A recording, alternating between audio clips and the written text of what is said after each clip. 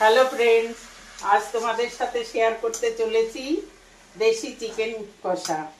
চিকেনটা ধুয়ে তুলে নিয়েছিলাম, রেখেছিলাম। তারপরে কড়াইতে তেল, গরম মশলা ফোড়ন দিয়ে পেঁয়াজটা কিছুটা ভেজে নিয়েছি আর টমেটো। তারপরে আদা, রসুন, লঙ্কার গুঁড়ো, হলুদ গুঁড়ো, একটু ধনে গুঁড়ো, একটু চিকেন মশলা দিয়ে মশলাটা কষিয়েছি। যখন তেল ছেড়েছে তখন চিকেনটা দিয়ে দিয়েছি। চিকেনটা প্রায় আধা ঘন্টা আমি কষিয়েছি, কষানো কমপ্লিট হয়ে গেছে। এবার গরম জল করে রেখেছি, গরম জলটা একটু দিয়ে দেব। তারপরে কিছুক্ষণ ফোটাবার পরেই চিকেনটা কমপ্লিট হয়ে যাবে। তোমাদের সাথে তাই শেয়ার করলাম।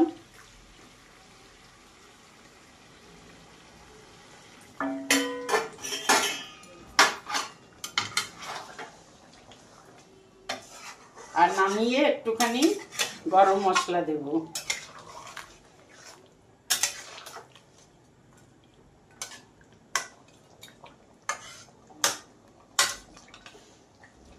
ওকে, থ্যাংক ইউ।